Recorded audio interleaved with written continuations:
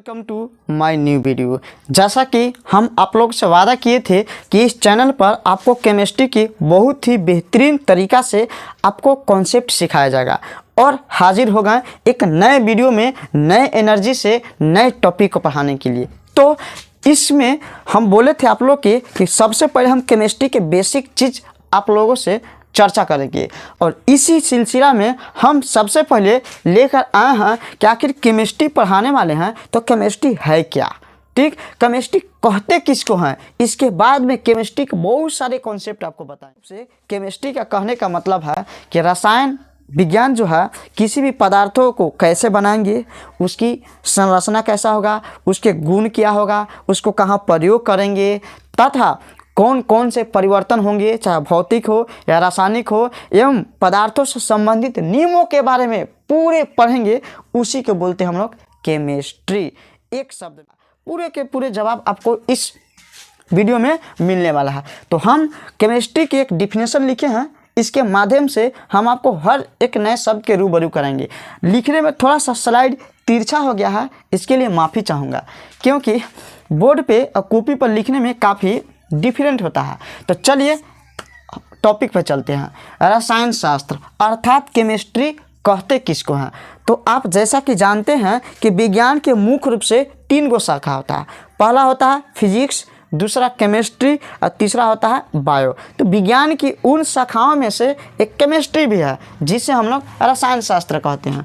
तो रसायन शास्त्र विज्ञान की वह शाखा है जिसमें पदार्थों की बनावट, संरचना एवं उनके गुणों का अध्ययन किया जाता है। अब कहेंगे बनावट क्या है, संरचना क्या है एवं उनके गुण से मतलब कुछ है।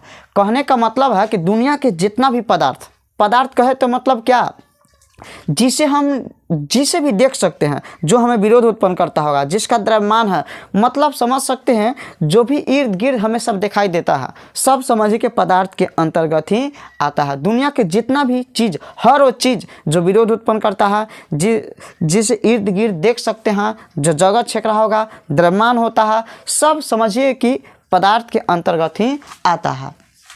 तो पदार्थ जो है विज्ञान की वह शाखा जिसके अंतर्गत पदार्थों के बनावट, मतलब पदार्थ को एक रूप से दूसरे रूप में बनाना हो तो कैसे हम बनाएंगे, तो बनावट के बारे में भी पढ़ेंगे। और एक चीज़ से दूसरे रूप में परिवर्तन करना है, निर्माण करना है नए चीज़ के, तो उसके लिए हम लोग संरचना भी पढ़ेंगे कि नए चीज़ के संरचना मैंने बनाएंगे तो उसका किस टाइप के संरचना मैंने स्ट्रक्चर रहेगा। बनावट मैंने बनाना कैसे बनाएंगे, अब बनाएंगे तो उसकी संरचना कैसा रहेगा, उसका स्ट्रक्चर कैसा होगा, मतलब त्रिकोणीय होगा कि आयताकार होगा कि कह सकते हैं षष्ठफलकीय होगा या पिरामिड होगा, मतलब उसकी स्ट्रक्चर कैसा होगा। इसके बाद उनके गुणों का अध्ययन, मतलब जो पदार्थ के बनाएंगे उनके गुण कैसा होगा। गुण कहे का मतलब अच्छा भी हो सकता है और ख़राब भी हो सकता है। उसके अकॉर्डिंग ही पदार्थों का जो है उपयोग अलग अलग जगहों पर किया जाता है। जैसा गुण जैसा कि समझने के लिए, यदि कोई जहर है, खराब गुण है तो मरने के लिए प्रयोग किया जाएगा। कोई अच्छा है तो उसको विटामिन समझिए के है तो उसको शरीर के एनर्जी बढ़ाने में उसका प्रयोग किया जाएगा। मतलब जैसा गुण रहेगा वैसा उन पदार्थों का प्रयोग किया जाता है, तो उनके गुणों का अध्ययन किया जाता है। इतना ही नहीं, इसके अतिरिक्त पदार्थों के अंतर्गत होने वाली विभिन्न परिवर्तनों का अध्ययन भी इनके अंतर्गत ही जाना जाता है। अब कहेंगे क्या पदार्थ के अंदर परिवर्तन भी होता है, तो हाँ, पदार्थ के अंदर मुख्य रूप से 2 परिवर्तन होता है जिसे आप लोग पहले से पढ़े होंगे। एक होता है भौतिक परिवर्तन, दूसरा होता है रासायनिक परिवर्तन। भौतिक परिवर्तन वैसे परिवर्तन को कहते हैं जो एक रूप से दूसरे रूप में परिवर्तन हो गया तो उसे पुनः पहले वाला अवस्था में लाया जा सकता है। मतलब समझिए सिंपल तरीका से, जैसे में पानी को द्रव अवस्था में है, गर्म करेंगे गैस अवस्था में, अवस्था परिवर्तन हो जाएगा। उसको यदि ठंडा करेंगे तो गैस पुनः द्रव अवस्था में आ जाता है। इसका कहे का मतलब एक रूप से दूसरे रूप में परिवर्तन किए उसको पहले वाला अवस्था में लाया जा सकता है। वैसे परिवर्तन को बोलते हैं भौतिक परिवर्तन। कुछ वैसे भी परिवर्तन होते हैं जिसे एक रूप से दूसरे रूप में परिवर्तन कर दिए तो आप भूल जाइए, पहले वाला अवस्था में नहीं आएगा। कहेंगे का ऐसा भी एग्जाम्पल होता है, तो हाँ, जैसे में एक बार भोजन यदि खा लिए, पच गया, तो क्या भोजन से मतलब जो भोजन पच गया उसे पुनः भोजन लाया जा सकता है? नहीं लाया जा सकता है। दूसरा, यदि दूध से दही बन जाएगा तो क्या दही को पुनः दूध में लाया जा सकता है? नहीं लाया जा सकता है। लोहा में यदि जंग धर लेगा तो क्या पुनः नया लोहा बनाया जा सकता है पहले वाला? अब कहेंगे हाँ सरेश पत्र से रगड़ देते हैं तो नया हो जाता है, तो भौतिक परिवर्तन होना चाहिए? नहीं, यह रासायनिक परिवर्तन है। आप सरेश पत्र से जो रगड़ते हैं ऊपर का लेयर ही खत्म हो जाता है तो चिकना सतह दिखाई देता है, क्योंकि धातु का गुण है कि उससे आप चिकना बनाइएगा तो काफ़ी चिकनाहट हो जाता है, रगड़ेंगे तो चिकना हो जाता है, धात्विक गुण है। तो ऐसा मतलब नहीं कि उसमें भौतिक परिवर्तन होता है, पहले वाला अवस्था में नहीं लाया जा सकता। कहने का मतलब कि पदार्थों में होने वाला परिवर्तनों के बारे में भी अध्ययन करते हैं एवं उनसे संबंधित नियमों के बारे में।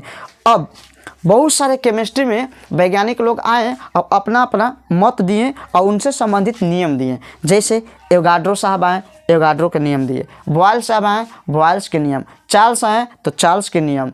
और गेलुसेक आए, गेलुसेक के नियम। डाल्टन आए, डाल्टन के नियम। बर्जेलियस आए, बर्जेलियस के नियम। माने जितने भी वैज्ञानिक आए केमिस्ट्री से संबंधित पदार्थों के बारे में बहुत सारे अपना मत दे के गए हैं, नियम उससे संबंधित दिए हैं, तो उनके नियमों का भी अध्ययन किया जाता है।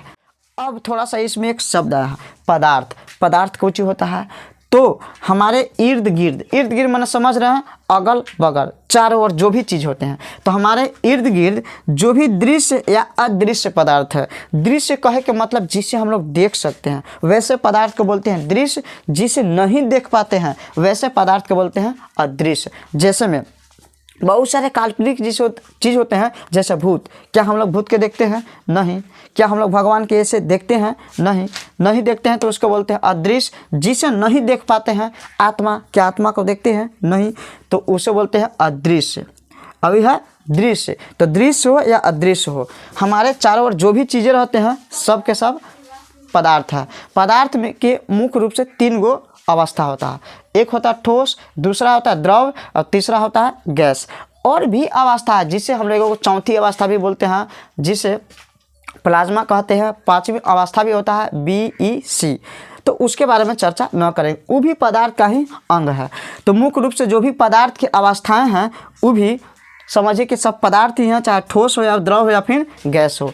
और क्या कह सकते हैं, जिस पदार्थ के डिफिनेशन क्या दे सकते हैं, तो जिसका द्रव्यमान हो, जो जगह छेकता होगा अर्थात आयतन उसका हो, या फिर कोई पदार्थ विरोध कर रहा होगा। विरोध कहे के मतलब हम कर रहे हैं इधर से काम तो वो करेगा उधर से। जैसा में हवा देखते होंगे आप, हवा जो है विपरीत डायरेक्शन में चलता है तो हमें आगे जाने में रोकता है। तो जो भी चीज़ विरोध करेगा द्रव्यमान उसका होगा, जगह छेकेगा, चाहे दृश्य हो या दृश्य हो, चाहे ठोस हो, द्रव हो, गैस हो, जो भी चीज़ हम देखते हैं सभी के सभी को हम कह सकते हैं पदार्थ। अर्थात हमारे चारों ओर दृश्य तथा अदृश्य जो भी चीज़ें हैं सब के सब पदार्थ के अंतर्गत ही आते हैं 99.9%। तो इस वीडियो में हमें आई होप आपको केमिस्ट्री का मतलब समझ में आया होगा, क्योंकि केमिस्ट्री को मेन समझाना था कि केमिस्ट्री कहते किसको हैं। तो आई होप आप केमिस्ट्री की एक डिफिनेशन समझ गए होंगे।